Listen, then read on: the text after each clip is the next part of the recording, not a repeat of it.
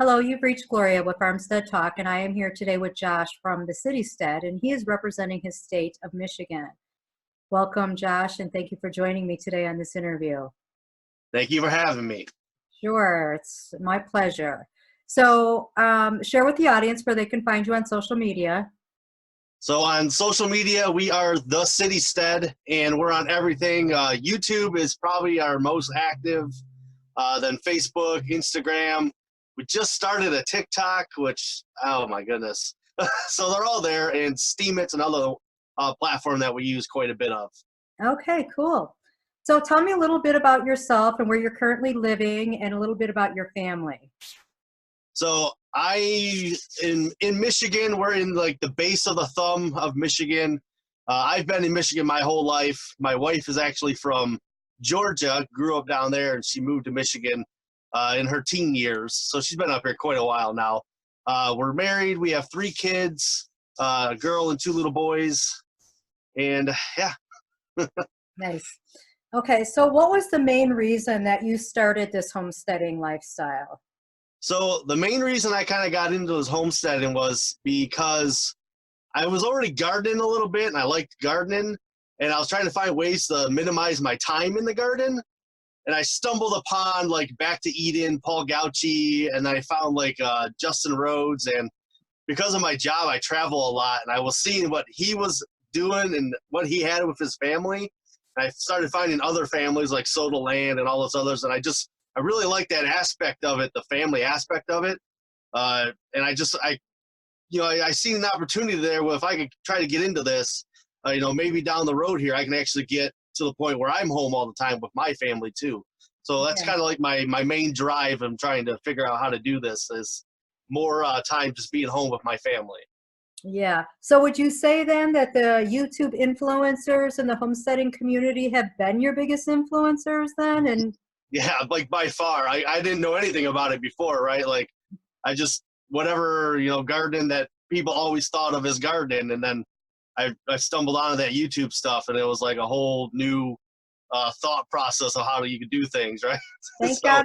Yeah, thank God for YouTube. How beneficial it is to so many. It's very, very useful tool. Yeah. So what growing zone are you in, and how long is your growing season out there? So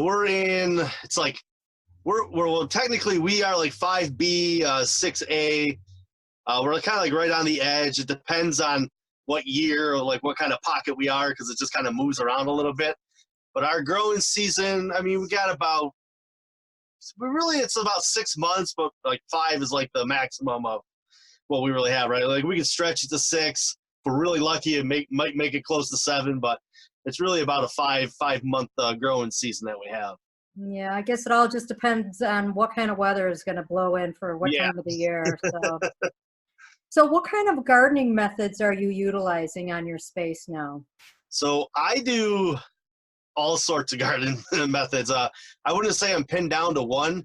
I really believe in planted directly into the soil. So like I do raised beds, but they're not like, 2 feet off the ground. They're very low raised beds. And that's just to avoid some water collection that I have in my backyard. My garden just happens to be right where I get a lot of water. So the raised beds help me avoid, having wet feet plants all the time. But I do kind of like a mix of Back to Eden. I have wood chips like in my aisleways, and I will put it on top of my beds. I also do a lot of permaculture stuff. I've been building a lot of hugelkultur beds just because I like the idea of permaculture and being able to build that soil for a long time to come. So I've been doing a lot of that kind of stuff. So it's just a really mixed bag. I wouldn't say I necessarily do one thing over the other. I just kind of mix a lot of different bits and pieces of it all together. Okay. So we had a conversation before, and you told me that you had planted all these fruit trees. Yeah. What was your inspiration for that? And what are you growing? What are you growing? And have you had any success with produce yet coming off them trees? So I planted fruit trees. When we first bought the house, my wife and I had driven by like a Big Lots, and they just had a bunch of fruit trees out front. They're like $10 or something. So we bought a couple. We had just bought the house, right? And we put them in the ground, and we weren't really thinking anything of this kind of lifestyle or anything, or growing our own food. It was just, hey, we can have a couple fruit trees, because we both kind of grew up out in the country, and our parents had fruit trees. So it was just something we wanted to have. And then 3 or 4 years ago, I was like, no, we need more trees. So I started buying more and more fruit trees to put them out there. And I think I came across James Prigioni, the gardening channel on YouTube, the food Yes, forest. I've seen him before as well. So that really, like, when I saw him, that kind of really drove my, like, I got to plant more fruit trees and more fruit trees. And so I think we have close to 20 some odd fruit trees now. So tell me how big, okay, so how big is your lot that you're working on? So we have a half an acre. It's like just under a half an acre total. A half it's a an acre big, long rectangle. And our house is very close to the front. So, okay, half acre, but so how many trees do you have right now, fruit trees? I think it's 20 or 22. I mean, that's amazing. Think about when those things start to produce fruit, how much you're going to get off of that half an acre. That doesn't even include all your growing beds of vegetables or anything. So tell us what kind of fruit trees you grow. So we have a few different cherry trees because Michigan's a really good spot for growing cherries. So they were easy trees to put in. We got the pear tree and the peach tree is what we first started with. The property already had 3 mulberry trees planted along the fence line. So we have mulberries. We put in an apricot. We have a couple different fig trees. We have a Keats tree. What else? We got a plum tree back there. I got a pluout tree that I got that's like a 4-in-1 pluout. I got the jujube tree and like a Chinese chi tree, which is like a lychee type fruit, and they're both kind of cold hardy. A little bit on the edge of our zone, but those are my kind of I'm just playing around with trees that I have. How nice. I can't wait to see what that's going to look like once it's mature. It's going to be quite it's going to be quite the sight. I hope so. Yeah. Hopefully it'll produce quite the abundance for you and your family. So I know that you've started the garlic business. So tell me why garlic? Why a business when you're working full time? Well, so the business came about is that, I've been watching all these YouTubers and videos, and it kind of inspired me to like think of ways I can make money off of the property that I have currently. And garlic came about because it's one of the only things I could really think of that I could possibly do while I travel a lot for work. Because I'm gone sometimes, for a week, and then I come home. So I can't be out here doing market gardens in my backyard. I'm never going to have time for that. So I was trying to find something that might be, I don't want to say minimal input, but less input than something like a full-time garden. And garlic was really one of the only things that came to mind square footage wise and all that, because you don't need a ton of space to grow a lot of it, and it's something you can plant in the fall. You kind of let it sit, and in the spring you can start doing all the harvesting and all that. So to me, it seemed like there's going to be less input as far as hours into garlic than anything else I could think of. So that's kind of why I went that direction. And having the farm business is also the ideal of me being able to not have to travel for work, or, take a different job maybe that I can make less money at, but have a, supplement of income from what we're doing here on our property. So this is the first year for the garlic business, correct? I just planted garlic in the fall. So I've grown garlic for a couple of years now, but I just planted it all this fall for what I'm going to hope to transfer into the summer spring business here. So we have about 1,000 cloves that we've planted in our backyard here. So we're starting out at a fairly manageable number. It might be a little over my head, but we will see how it goes. Good for you. Good for you. So how are you planning on marketing all that garlic? Well, we do YouTube, so that's part of why I'm, what I'm going to use as a marketing tool. And really, the marketing is I've been thinking of different ways. So I'm thinking of I watch or listen to a lot of podcasts and stuff like Diego Footer when he talks. And there's some really sharp guys in the farming industry that are just very business oriented. And a lot of them talk about value added products. So I've been thinking more and more about doing things that are end user for the garlic. So like instead of trying to sell garlic heads, I might try to sell like minced garlic in jars ready to go. Because if people can just get it, take it home and use it, they might be more likely to buy it than if they had to do all the work themselves. So I've been thinking of different things like that. And really the biggest marketing tool I have right now is YouTube, right? Until I get into spring and I can start doing some markets and all that kind of stuff, or maybe selling over Facebook, or basically anything that I can have a way of trying to sell it. That's how I'm going to do it.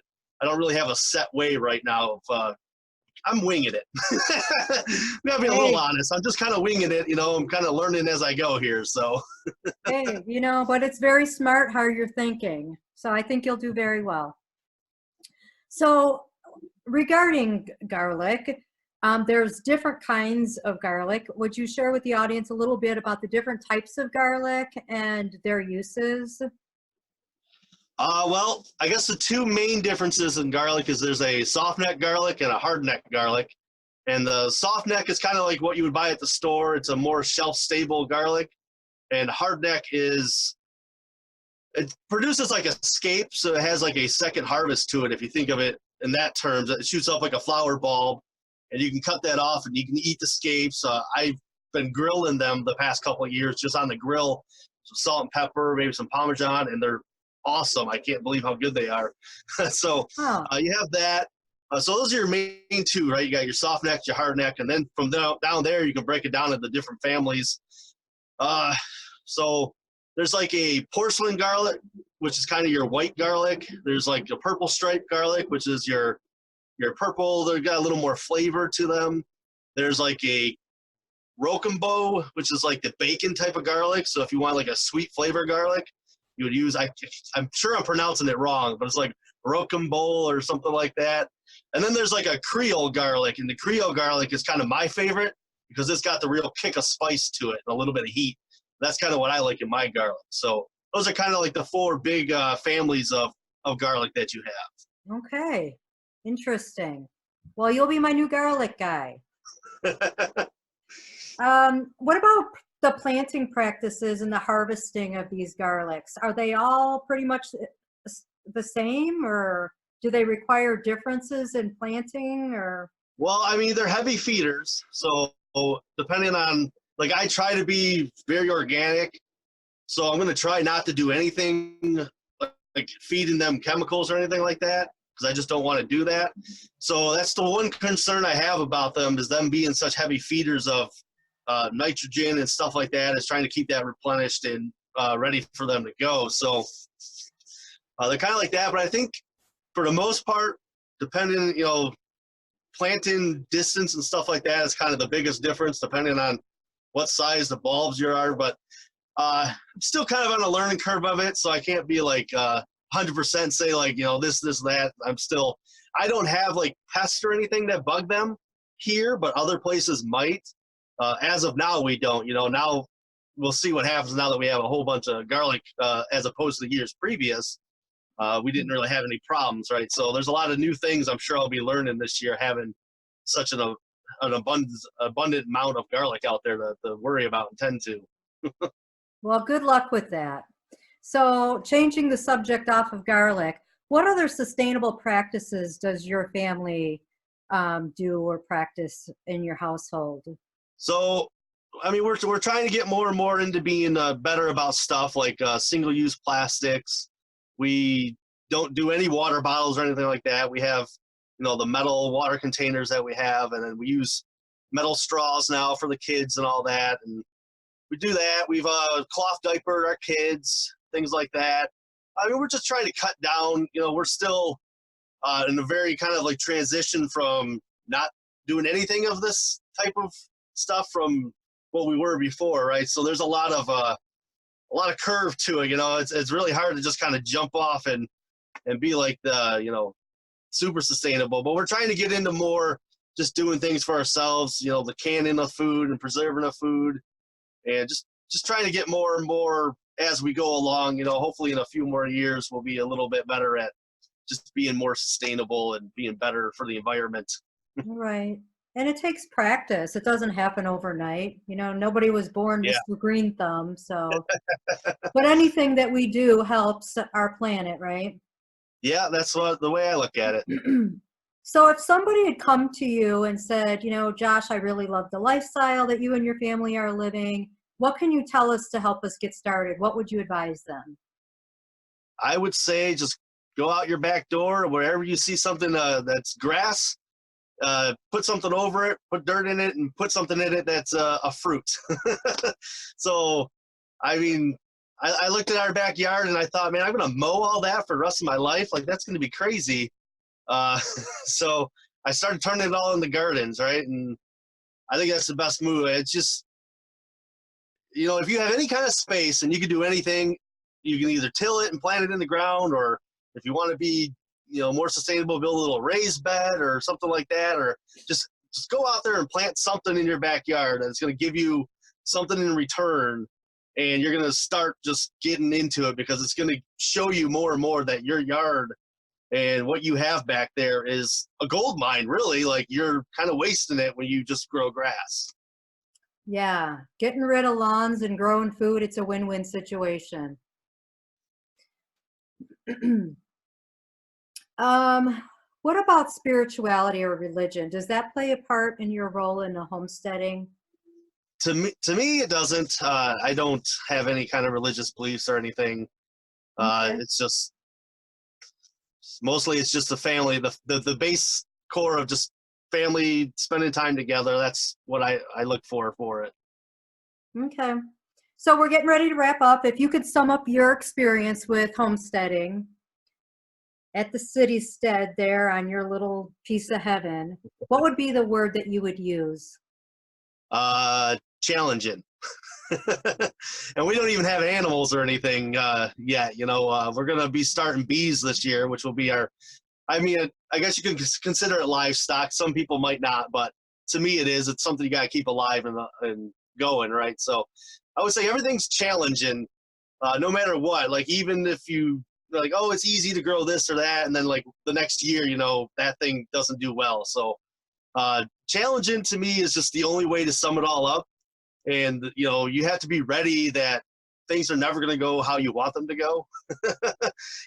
Every plan you have is going to have some kind of a curveball thrown to it. So I think challenging is the best way to say it. Now it's a rewarding challenge. It's not like a, you know, just always fighting challenge. It's a very rewarding challenge, but challenging to me is the best way to sum it up. Very well said. I thank you, Josh, for your time. Thank All you right, for thank this you. interview. I appreciate it. Thank you. Okay, bye-bye now.